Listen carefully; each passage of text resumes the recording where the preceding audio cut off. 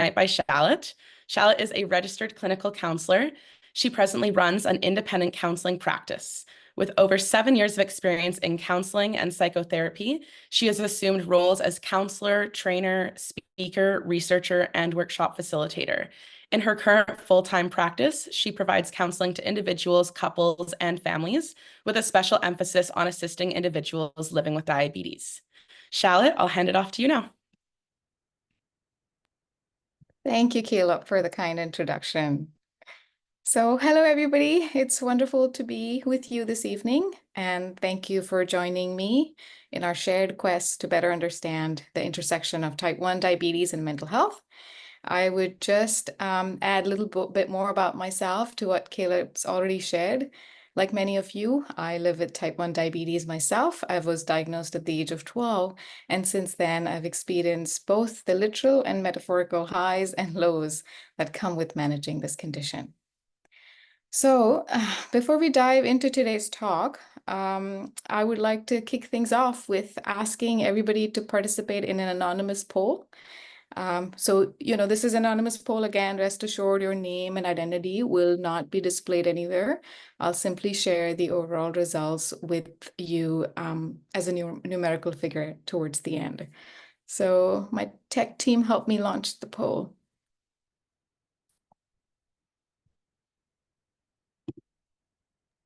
Are you able to see it? I can see it on my end, yeah. Yeah, me too.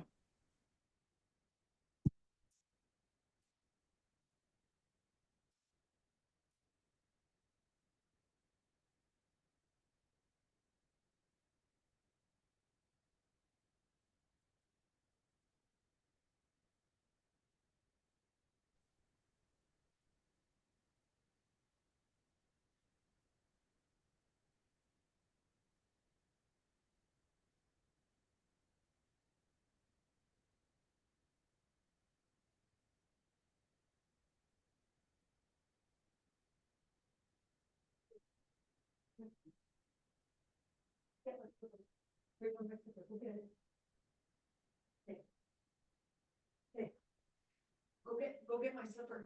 Get my slipper. All right, can I share the results, Charlotte? Yes, please, thank you. Okay. Can everybody see them? I don't know. Yeah, maybe everybody can. Yeah, so, well, now, as you can see, many of us go through mental health struggles. And for the few percent who didn't respond or, said no, well, they're either lying or maybe are still figuring out how to use the Zoom poll. Well, I'm just joking, of course. But I think we can stop sharing. Yeah, okay. Yeah. But folks, my goal with this poll was to help you feel less alone in your struggles. And this idea actually came from my dear friend Marina, who's joined us for this talk today. So thank you, Marina, for sharing this wisdom. So a lot of us struggle with a variety of mental health concerns. Research shows us that people with type 1 are twice as likely to develop depression. And we also experience heightened anxiety, particularly related to health concerns, blood sugar fluctuation, and long-term consequences of our condition. And compared to general population, we also have higher occurrence of eating disorder. One that's specifically linked to type 1 is called diabulimia, where individuals, like folks, will intentionally reduce or omit insulin injections to control or lose weight. And just so you know, diabulimia is not a formal medical diagnosis, but it's widely used to recognize a disorder that's associated with type 1. There are also sleep disturbances, very common, as you saw in the votes in the poll too. A lot of you shared this, that often due to hypoglycemia or hyperglycemia nocturnal, blood sugar fluctuations, and just the fear that you might not be in range throughout the night can vastly affect your ability to, rest and have a peaceful sleep at night. And while there isn't extensive literature on this yet, in my work with clients, I noticed something that's similar to PTSD, like post-traumatic stress disorder, that can occur after severe low blood sugar episodes or hospitalizations associated with type 1. So let's dive more into what might be making us more susceptible to these mental health conditions. What goes on in our brain that makes us this way? So I want to help you get a sense of what our brain is like. So we can sort of see brain in three parts or three areas. We have prefrontal cortex, we have limbic system, and then we have our survival brain. So imagine my fist is your brain. These fingers covering my thumb right here are your prefrontal cortex. That's where all the decision making and higher order thinking is. Underneath is our limbic system. That's where all the emotions, attachment, fears, and such reside. And below that is your survival brain responsible for parts of your body's functions that occur without your active participation in it, like your heart races and your body does things for it to survive. And a part of this limbic brain is amygdala. There's this part of that brain that has that's associated with emotional responses, particularly sensing danger. It's our fire alarm system in the brain. And when we're living with type 1, your amygdala is on high alert. Our amygdala is more likely to be on high alert because we're constantly scanning danger. Low blood sugar, am I eating right? Am I doing this right? Am I doing that right? Am I okay? Am I not okay? Is my body feeling funny? Is everything fine? That's your amygdala kind of watching out in a way for danger. And that kind of places additional burden on that part of your system. And so I went into research to find some substantial evidence about how, if there are any brain scan studies done on people with diabetes. And sure enough, I came across several of those where they showed that this alarm system is highly activated during episodes, especially associated with low blood sugars. And this can lead to intense feeling of anxiety, fear, stress-related behavior that we experience right there and then when you're experiencing low blood sugars. Even functional fMRIs studies have also demonstrated increased activity in this region of the brain, which explains why us with type 1 often experience heightened emotional or anxiety response, not only associated with blood sugar, but it can also be generalized to other health-related concerns. Yeah. So now, we sort of get a general understanding of what's going on in our brains, but then how do we fix this concern? How do we fix ourselves? So Dr. John Bowlby was a pioneer in attachment theory, wisely said that fortunately, human psyche, like human bones, is strongly inclined towards self-healing. So again, with bone as well, if you don't take care of your bones, it won't heal. Similarly, that goes for your psyche too. So, but this means our healing healing comes naturally to us. It's a natural part of our process. And if it's not happening, that means we first maybe need to reflect on what are the barriers that stop us from reaching this healing state or this potential. So let me share a personal story. Now, this was a few weeks ago. My husband came back from his tennis game complaining about his shoes. Apparently, they'd given him a nasty blister. So we agreed it was time for him to get more comfortable pair of shoes. And the next day, while we were out for a walk, he started telling me about the new people he's been playing with, how experienced they are, and how he needs to step up his game. And then he said, and during the match, my foot slid forward in the shoe, and I should have stopped, I think, and adjusted it, but I didn't want to slow the game down, so I kept playing, and now I have this awful blister. I certainly need that new pair of shoes. So keep in mind, he's married to a therapist trained to spot patterns. And so I couldn't resist. And I said, well, hold on a second. Are you sure that the shoes gave you the blister? And he looked at me like, what? Of course the shoes gave me the blisters. And I said, Actually, I don't think so. I don't think it was the shoes. It was the shame. You were surrounded by players who were better than you. And instead of stopping to adjust your shoes, you pushed through the discomfort because you didn't want to hold up the game. You didn't want to come across as incompetent. And that's probably why I gave what gave you the blister. So the moral of the story is we do something very similar when it comes to diabetes related struggles or mental health struggles. We live in a world that's largely ableist. So ableist is ableism, able-bodied, ableism is a form of discrimination linked to there's a construct of able-bodied or fully functioning body. Nobody's perfect, yet the closer you get to that construct of living in a perfect body, the more likely you are to be rewarded by the society. The systems that are established in our society work in your favor because you are close to the construct of able, perfect body. And the farther away you are from that construct, the more you're likely to experience discrimination. And we are, as people embodying a disabled body, we're slightly away, or quite a bit away from that perfect construct. That means we are up against other people and are always who are able-bodied and are afraid of being discriminated. So surrounded by these seemingly perfect bodies or perfect people, we often feel pressure to keep playing the game, even when we're hurting. So we don't want to seem weak or less than, or, don't want to come across as a burden.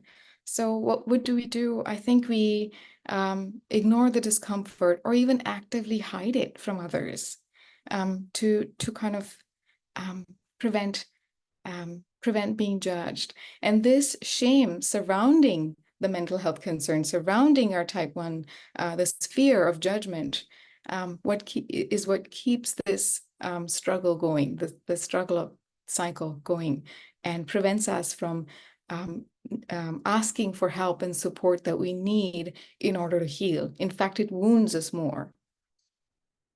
So now how do we deal? What can we do on our side? We kind of tame the shame, we name it, we tame it. But what are some other things that we can do to deal with these mental health challenges? Now, well, like I said, you and I are already doing something powerful today. We're breaking the silence just by talking about these struggles. We're reminding ourselves that ourselves and each other that we're not alone. Just by taking the courage to vote in that poll, you're reminding all of us that this is not something we're going through by ourselves, and that we can be together in this. Aloneness is quite debilitating. We are attachment mammals. We love it when we are understood, when we are part of a team, that other people understand us, that we're not the weird one, that we have others who get us, understand us, and are like us. So we already did that. And let me share another personal example of how some of these struggles show up for me. So this is something that's been happening to me since yesterday. In addition to having type 1, I also have very sensitive gut. I have celiac disease. So for the past week and a half, I've been experiencing some tummy issues, some gastrointestinal discomfort. And I found myself in a familiar cycle. I started actively trying to figure out the cause.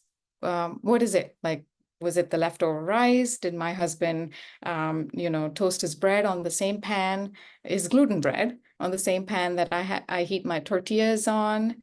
And normally, usually, my symptoms sort of settle in 2 to 4 days, but this time it's kind of taking a bit longer. It's getting better, but it's taking longer. So this reminded me of the time 9 years ago when I was hospitalized with similar tummy issues. And, when it's like domino effect, you have one thing going wrong in your body and your diabetes affects it and everything goes wrong. So it was a really rough time. I remember when I was hospitalized. And immediately that's where my brain went. My brain went into an overdrive asking, what if that's happening again? And my amygdala, this beautiful part of my brain, our brain that's designed to protect us, you know, and keep us safe, became hyperactive. And suddenly I was seeing danger everywhere. For example, this morning, I grabbed a spoon that was lying, you know, that was drying on a washcloth next to my sink. And my mind went, what if that washcloth has bacteria on it? So I washed my spoon twice. Then I cracked the egg and I washed my hands thrice because what if there is salmonella? And then I cooked the eggs and I almost burnt them because I wanted to kill salmonella and all the other germs that could be in that egg. And once again, I grabbed another spoon to eat and I felt the need to wash it multiple times too. The amygdala is doing its thing. It's trying to keep me safe. But at that moment, I took a deep breath and reminded myself, this is just an overdrive amygdala situation. If I objectively look at it, my gut is feeling better, and that, you know, than it did last week. And I reminded myself that I'm likely okay. 9 years ago, when things got really bad, I still came back okay from that situation. And so I'll be okay, and so will be my gut. I will do all that's in my capacity to seek help. So I scheduled an appointment with my family doctor the next week. But for now, I took another few deep breaths to help my nervous system settle. Later tonight, I hope I'll, you know, get to share with my husband my fears and ask for some comfort and reassurance. So folks, bringing awareness, turning to your support system, talking to mental health professionals are all very important and significant factors in helping us cope with the mental health struggles that accompany living with type 1 diabetes. I would also emphasize getting curious and not critical of yourself. So instead of beating yourself up for, you know, your mistakes or struggles, see if you can approach your thoughts and emotions with more curiosity. Why did that trigger anxiety? You know, what was going on when I made that decision? You know, some shifts in our mindset from beating ourselves up or being harsh on what's going on to being curious and kind. And this is another tip, and it's my favorite one, is adding moments of joy. So celebrating tiny wins, because with type 1, you're never going to have that perfect number or perfect management. That's the ideal construct that we try to get as close to as possible. But that's, you know, again, that's ideal. So, you know, make time to be kind to yourself and celebrate those wins that might look tiny. And don't wait for, you know, again, perfection to enjoy your life. You can add joy alongside struggles, because struggles are not going away. Pain may not completely disappear, but that doesn't mean you cannot introduce moments of pleasure and joy. They can coexist, is what I often, you know, help my clients with and want you to sort of keep with you if you can. Yeah. Are you all with me? Is this making sense? If you could show me a thumbs up, that would help me know that you're great. Perfect. Thank you. I appreciate folks with their cameras on. Okay. Now, you know, I have a small exercise that, so we'll pause, you know, in about 5-6 minutes, we'll pause. And I want it to feel more like a discussion, a conversation. So we'll give more time to questions. So we'll pause in a few minutes. But before that, I wanted to have a small exercise and I want to invite you to participate in it. And I want you to know that it's just an invitation. You can choose not to participate or withdraw anytime. Thank you, Sim. Okay, so I just want you to settle into a comfortable position in your chair or on the ground, wherever you're sitting, and close your eyes or fix a gaze on a comfortable spot on the ground, and gently bring your attention to your breath. And take a deep breath in And as you exhale, let go of any tension you may be holding in your body. Allow yourself to just be here in this moment with me. There is no need to do anything or fix anything right now, unless your blood sugar is going low. But simply breathe with me if you can.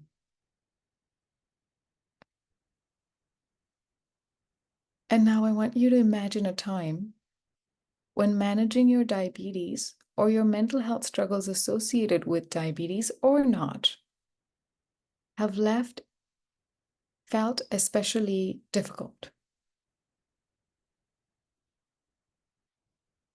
When you are struggling to manage diabetes or any mental health concerns.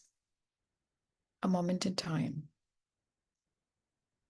It could be today, this week, this very moment. Another time that might come to mind.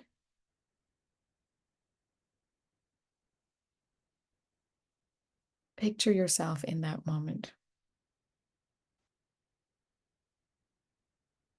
Perhaps overwhelmed by blood sugar levels. Just feeling the weight of daily demands of diabetes. Anxious about what lies ahead. Depressed, helpless.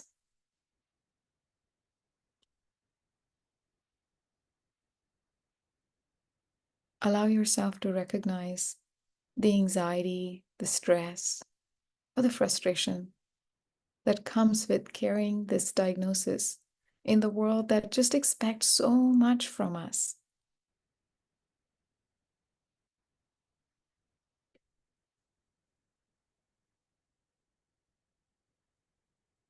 In this space, there may be times when your mind tells you that you're failing or that something is wrong with you. Maybe you feel that you should be handling it all better or that you're not doing enough. I invite you to gently notice these thoughts.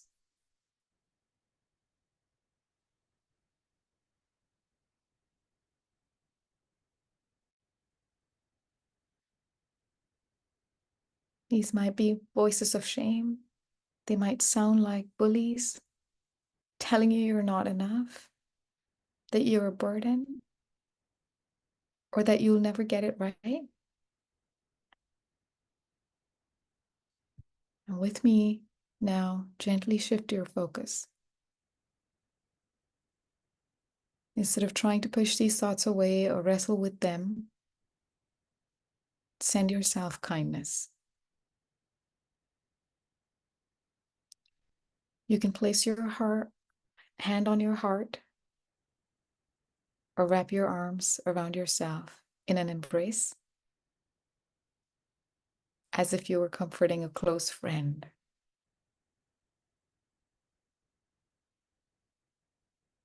And you hear my words. You deserve care in this place where you struggle. You're enough, exactly as you are, even in the moments of doubt.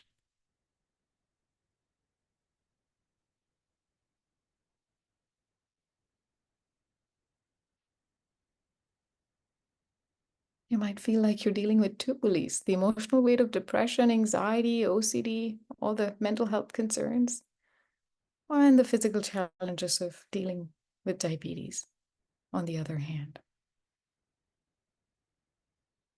These voices may tell you to give up, you're failing, but in this moment, know that you're not alone in this fight.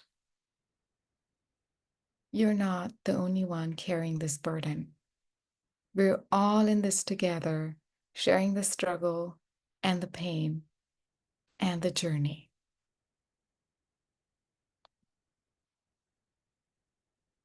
I want you to imagine now that you're surrounded by others who understand your experience, who have walked a similar path. Picture this circle of support around you.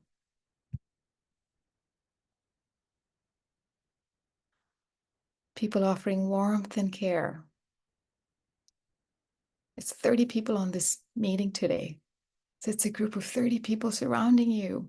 29. Offering warmth, care, and understanding. Let yourself receive their kindness and compassion. Let their presence remind you that you do not have to go through this alone. You're held and supported by a community that knows your pain.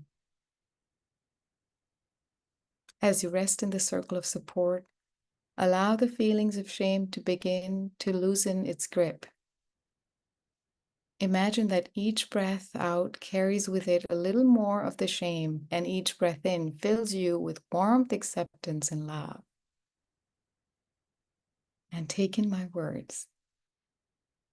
You're worthy of love, even in your struggles. You deserve care no matter what. And you do not have to be perfect.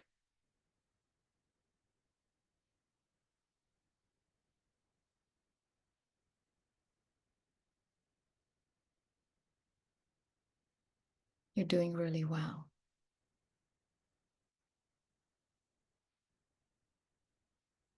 And before we close, take a moment to thank yourself for showing up today. Thank your body for carrying you through this journey.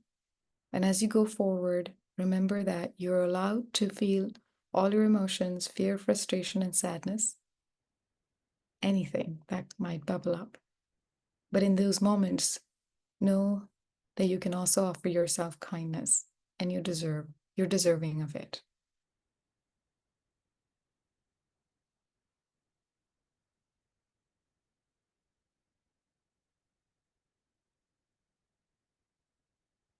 And with that, whenever you're ready, I will get you to gently return to the room.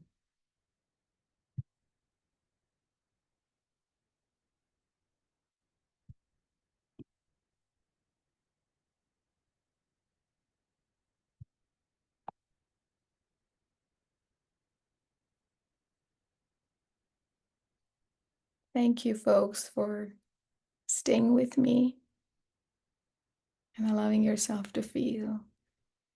We don't always have that luxury, do we? With managing everyday life and all these, struggles, we don't. So I like that we could create this moment together.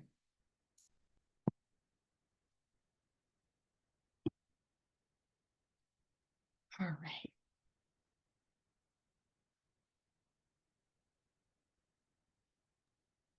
Well, that's all I had in my notes. Thank you very much, Charlotte. That was just for opening up such an important and educational discussion. And I didn't even know how badly I needed that until we did that exercise. It was very empowering knowing that we have such a wonderful community and people like yourself to lead these topics while we're all trying to navigate life with T1D.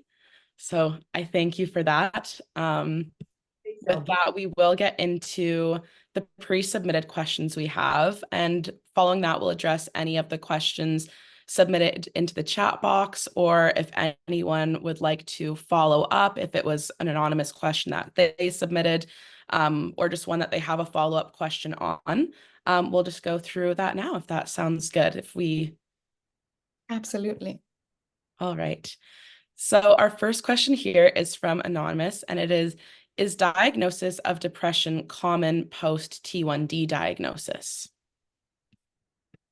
Well, if you look at research literature, like I said, when they compared with Beck's depression inventory, people with type 1 or diabetes and people who weren't living with any chronic illness, they certainly found that people with type 1 are twice, like I said, twice as likely to be diagnosed with depression post-diagnosis.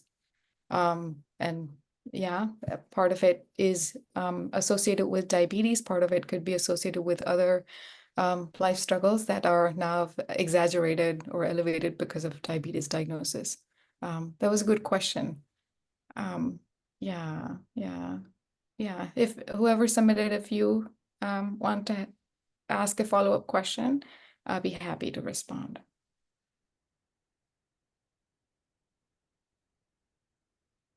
Okay. All right. Our next one here is, what kind of tools or conversations can I have with myself when my mental health and diabetes becomes overwhelming to manage and feels like that every day? How can I pull myself out of it and keep it consistent so I don't go back into the same habits? Absolutely. Yeah. What a great question. So I hope you can take some of what we talked about and practiced in that exercise, the compassion and kindness, and also know that you don't have to go through this alone. We're not designed, as I strongly believe, as attachment mammals, we're not designed to go through big emotions by ourselves. Aloneness with big emotions and big struggles is what makes it more and more complicated for us. So seek support. My, honest advice would be join those groups, join those community groups, have a peer supporter that you can talk to. If you can afford, seek professional help. Yeah. And if anyone would like to follow up on that question, you're more than welcome. All right. Thank you, Charlotte. The next one here is, how do you communicate with others to help them understand the stressors of being insulin dependent and how it affects relationships? Yeah, yeah, yeah, yeah. Well, that's again an important question. And I think it's someday I would like to, maybe we can do a huddle on how do you navigate relationship living as a person living with type 1. It's a lot of mental labor to educate someone else about your condition and the ups and downs that you go through. You always have a choice of saying no or getting them some resources online so that they can educate themselves. My favorite way is, I'm so grateful to all these influencers on the internet because they make these really relatable short videos that really capture the essence of what we go through, what our struggles are. And I'm often like sending them to my husband and my family members to get them a sense of what I go through. So that's an important question, and I'm afraid I won't be able to do justice to that in today's time, but I would be more than happy to talk about navigating relationships, friendships, intimate, partner relationships, and relationship with your mental health professionals and such, and how to communicate. Yeah, yeah. And another thing I would add is what often gets another thing, what might get in our way of communicating effectively with our support system is, again, and this again comes from my me search on myself and research literature, that people carry this feeling of being a burden. I don't want to burden someone, so don't want to overwhelm them. So I'll just keep my struggles to myself. So sometimes we need to soften the feeling of burden we experience around communicating with others or bringing more of ourselves to the world. Yeah. Great. Thank you. That would be an amazing huddle to have in the future, I think. It's something that comes up all across life. So thank you for that response. And I think that did just inspire another topic for us to go over. Absolutely. The next question here is, since my diagnosis 6 years ago, I feel like my entire life is organized around T1D. I've not found a way to deal well with the relentlessness of T1D. Do you have any suggestions for how to shift the focus T1D requires to a more emotionally and mentally manageable level? Oh, yeah. Yeah, yeah. All these questions are just so important. And I wish I had that one magical like answer to them. I hear you. Whoever is asking that question, I hear you. It does it feels so consuming. The diagnosis just is so consuming. The management just takes over your life. It's extremely hard. And I would go back to what I mentioned earlier in the talk about adding moments of joy. The pain will not go away. I remember from my own journey with type 1 that I waited for that day when I had everything under control, everything sorted out. And that, it's only with time you realize that day is never coming. Hopefully, if we have the cure, like, it's somewhere down the line. I don't want to sound so pessimistic. But that might not, it's not coming tomorrow or day after or a month from now. And that, gets me to the point of, add moments of joy, introduce what you like, do what you enjoy, even if it's for a few minutes of your day. Um, yeah, you don't have to wait for that perfection or that perfect day where everything feels like it's out in your control. Yeah. If whoever asked that wants to follow up about anything there, you're welcome to. We just have 2 more questions after that one, and then it'll be opened up into a live Q&A as well. Okay, so our next question here is there any scientific evidence or research regarding mental health and a T1D's blood glucose? In other words, do any mental health issues affect blood glucose levels? Yes. I think there's plenty. That's fortunately, unfortunately, has been a focus of most of the research. That they're often trying to find an association between how your stress levels affect your blood glucose levels, or how your blood glucose levels affect your stress levels. So yes, there is a stronger correlation. I think research doesn't talk much about causation, but correlation, meaning it co-occurs, like your stress increases and your blood glucose management kind of decreases, or your numbers go off, and that's associated again with increased cortisol levels, the stress hormone. And when your body is in stress response, it's it's in this fight flight mode, it's anxious, it's in the protection mode. So when the cortisol levels are high, your insulin resistance is high, and your my sense is, I think your liver is also releasing more glucose to support you fight the danger that the body is perceiving. But I also know of people who will experience low blood sugars when they're stressed, because probably they're not eating regularly, or there might be some other hormonal changes that are going on with that. So yeah, a short answer to that question is yes, there's a strong link between stress and blood glucose management. Yeah. All right, and our last question here, it might be more one for their healthcare team. It is, why is that when you do carb counting, you enter that into the pump and it gives you the number, and within 2 hours you're on your face? How do you prevent this from happening all the time? So I don't know if the person who asked if this is about just issues with carb counting. I know if Jerry was here, she might have some answers for that, but Yeah, sorry, all I can offer you is empathy and understanding. It's not fun when that happens. Right, and I'm looking in the chat box here. Looks like the one thing is that we absolutely need to have you back on multiple occasions here.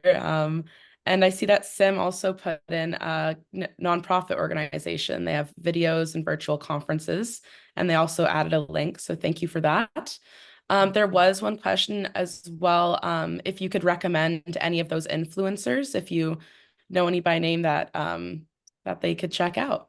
Yeah, I don't have the best memory, but I can send an email to Lena, and maybe she can share with the participants somehow, in some way. Yeah, totally. I can send some links to the videos I send my husband, and you can do the same. You can send to people too. Perfect. And if anyone had any other questions that they wanted to ask on the chat, we can go through that as well. I see another one here. It's advice on managing low sugars, especially at night. So another one not to do with the mental health aspect, but rather the management. So Yeah. with that, yeah, it would be if Jerry were here, if it was a different call. But for this one, we're covering emotional support. But that is absolutely a question where I think you could speak with Jerry, the certified diabetes educator, about that. Yeah. All right. Those ones are nasty. I don't like those. When you Yeah, have those at night. Gross. yeah, that's what my mom calls my blood sugar hangovers. Wake Oh, up in the morning, especially if you just grabbed everything in the fridge and your way up and oh, totally. yeah, absolutely. All right. Well, I guess we'll get into some closing remarks here now. Like to thank again our wonderful guest Charlotte for joining us for this huddle and sharing her knowledge and expertise on such an important topic. Stay tuned for next month's huddle, led by huddle member and registered dietitian Alana Chambers, who will be speaking on calming the post-meal storm, reassuring perspectives and practical solutions. Details for this huddle will be on reach out email and social media. We are continuously working on improving the huddle sessions, and we'd love to hear from you. So if you have 5 minutes to spare, please consider filling out a short feedback survey linked in the chat. We look at every comment, and your suggestions help shape the huddle. If you have any trouble accessing the survey, you can contact our huddle coordinator, Lena, who has been sending you the emails. And again, thank you everyone for attending tonight. We really hope that you enjoyed the session. Yeah. We have a question, I think. Oh, we got one that came in through here. I'm sorry. Same. Sim. My brother and I are both T1D, but I am always set as the example that he should follow. It is tough to always have to do the right thing. Absolutely. Sam, I hear you. Yeah, that's a lot of weight to carry on your shoulders to set the example for your brother too.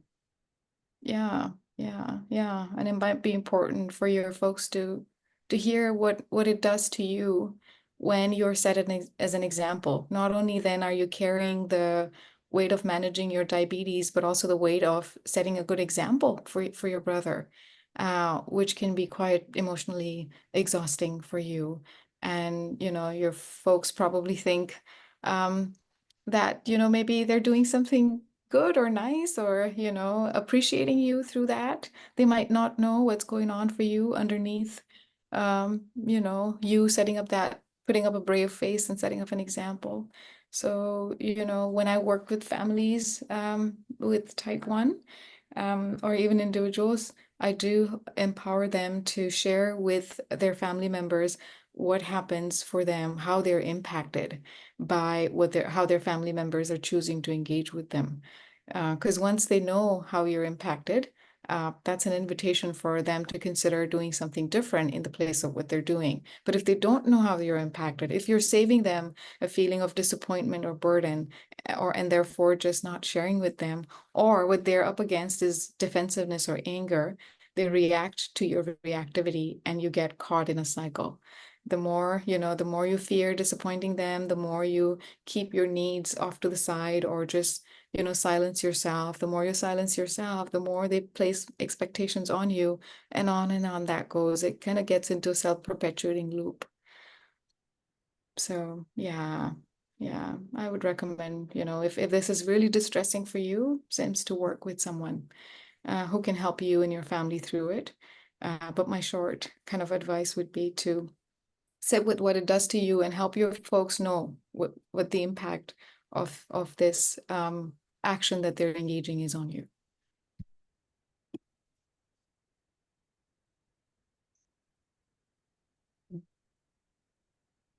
Oh, yes. I see a hand raised there. Hi. This has been so nice. Thank you. I did just want to mention something that I really struggle with, which is the mental health impact of all this amazing new technology we have, which I am incredibly grateful for. I've got a Dexcom G7. I've got an Omnipod pump. I'm looping. It's incredible, but it also really freaking wears me out at times. And when things go wrong, I get really scared and really anxious. Um, and I'm not a person who would even take my phone with me when I go out, but now I am married to my phone. I'm constantly doing things on my phone. And I just wonder if anybody else experiences this kind of techno burnout, even in the face of how life enhancing these tools also are. Absolutely. I would, yes, yes. I totally go through that myself. Right. Yeah. Yeah. To a point that it's, I'm on Medtronics.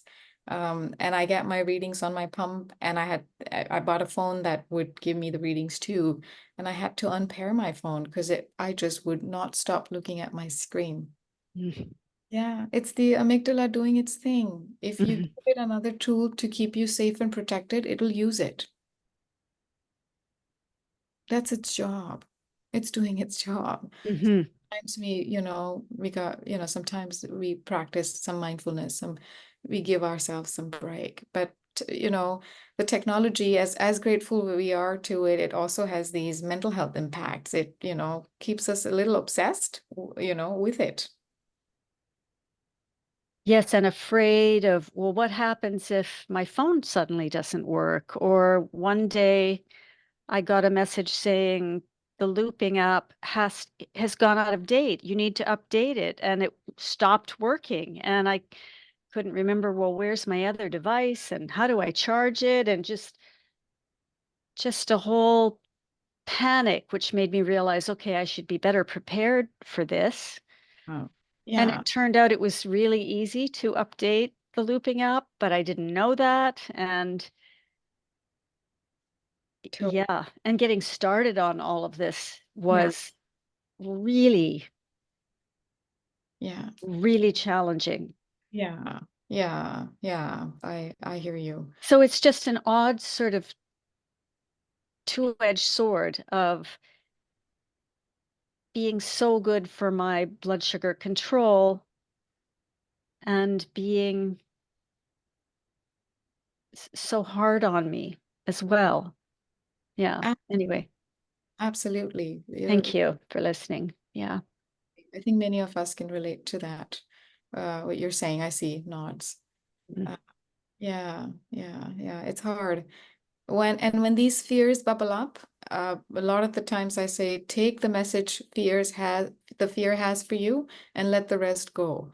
I'll the example that comes to mind is, I was once working with this 7-year-old and her mother, and they're okay with me sharing this example. I had a consent from this particular dyad. And this little girl, once the child grows up, and they were diagnosed when they were 4, this kid, but, she became 7 and the brain capacity increased. So she can now understand and comprehend the world better. And so she then started presenting her mother with these different fears. Mom, what if I'm in the elevator and my pump goes off and or my sugar level drops? Then what do I do? And she was constantly bugging her mother with the fears, and mom would do what mom would reassure and say, hun, that's never going to happen, that's okay, like, who's telling you all this? And so she's mom in like complete distress, saying, she just goes on and on and on, and every 2 seconds she has some new fear that she's throwing at me, and I'm trying to tell her, don't think about it, it's going to be okay, but she doesn't. Again, her fear has a message. It can happen that she can get stuck in an elevator and her sugar level can drop. Then we listen to the fear and say, and what can we do then? Does she have a fanny pack with her? Can she put some Skittles in her, pocket that she can take with her when she's stuck, if that was to happen? And so we change the intervention from reassuring or completely negating the fear to listening to what the fear has to say. It's preparing you for something. It's preparing for you for something. So get ready and let the rest go. You know, so that it doesn't turn into this bugging anxiety, but a very helpful resource to you. That makes sense. That was great advice. Thank you for sharing that. Of course, you're welcome. Do we have some things in the chat there? I don't think there were any more questions in the chat here, but we'll just leave it open. We can relink. I'll put the feedback form back at the bottom as well. And if anyone has any questions, they can stay on. Yeah. But if not, that wraps it up. And it was lovely seeing everyone again after our little summer break. A great session going into the fall. Thank you, Charlotte. Absolutely. You're very welcome. Okay. Take good care. Great. Thank See you.